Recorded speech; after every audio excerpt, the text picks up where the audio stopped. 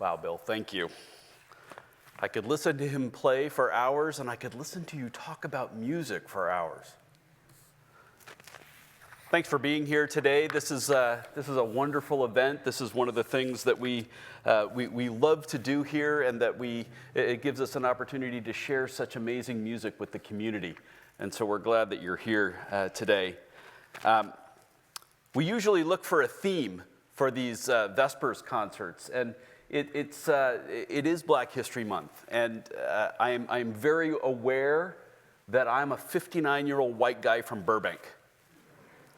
And so, but I'm also the guy who's supposed to talk today. So I want to share a little bit about that and maybe point us toward some of the music that Bill will play in the second half of the concert today. In 1976, Gerald Ford was the first president to establish February as Black History Month. It was an opportunity to highlight the history of Black Americans and their experience, including the slavery and the suffering from racism, but also the achievements of men and women who overcame the odds to excel in science and in the arts and in sports. Here's one story. And for any of you who've ever had a blood transfusion, you owe a thank you to the person who I'm about to talk about. Charles Drew was born in 1904 and graduated from medical school in 1933. He did some of the original research in blood storage and in the creation of blood banks. In 1940, he became the first African American to earn a research doctorate in medicine. Not just an MD, but a research PhD in medicine from Columbia University, no less. As World War II was kicking off, Drew helped lead a program to separate plasma from blood to treat people who were going into shock. No one could ever know, and can ever know, how many lives were saved because of this medical innovation down to Charles Drew. He died in 1950 after a car accident. And just so you don't think I'm sugarcoating anything here and pulling out one of these wonderful success stories, Drew was never admitted to the AMA because his local chapter of the AMA did not admit Black women and men who were doctors. And so he spent his whole life not a part of the American Medical Association, even though he had created these amazing innovations.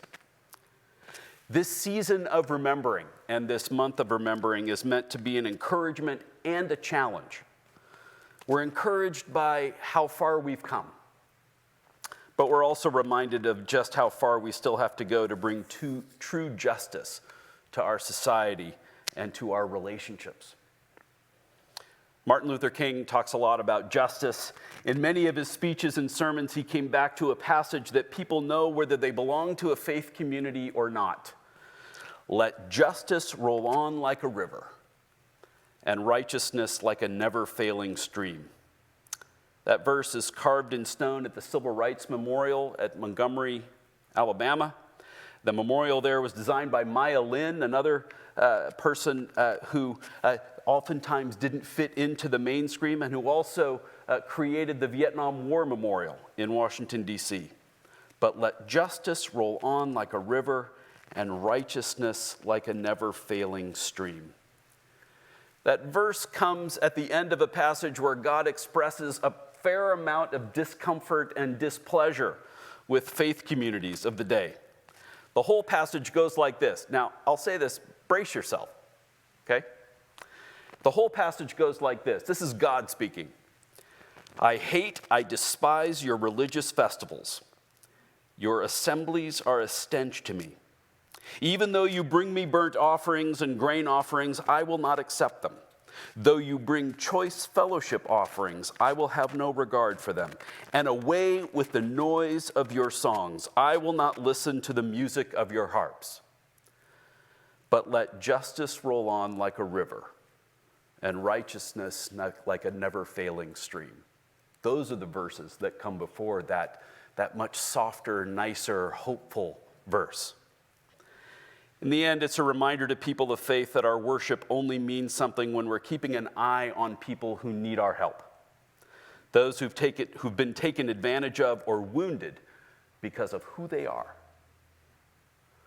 As we say here in this church, the meaning of life can be summed up in these words: love God, love other people, and do things. Dr. King and the other leaders of the civil rights movement did things. They challenged authority and made their case that all Americans deserved freedom and protection and opportunity. And there is still so much work to do in that area. But the deep faith and the stubborn hope of the women and men in the civil rights movement, all of that gets summed up in the lyrics of a hymn that became the anthem of the movement: "We shall overcome." Here's one of the verses alongside the chorus from that hymn. "We shall overcome. We shall overcome. Oh, deep in my heart, I do believe we shall overcome someday." In this season of remembering the history of Black Americans and maybe learning some new stories, it's the music that ties the speeches and the protests and the marches together. A group of people freed from bondage and simply trying to live as free people, singing together, "We shall overcome." Whatever your own faith journey looks like, and I know that we bring all kinds of folks here together for these concerts, and that's a wonderful part of what we do. But whatever your own faith journey looks like, we come to this place today with a feeling of awe for the men and women and kids who worked for justice and continue to strive for freedom and peace in a country that has not treated them very well. And through it all, the words of that gospel song remind us that their lives are built on hope, on trust in God, and trust that in the end, people will do the right thing. We shall overcome. Oh, deep in my heart, I do believe we shall overcome someday. With that, I want to invite Bill back up, I think, to play that piece of music and share that with us today. Thanks very much.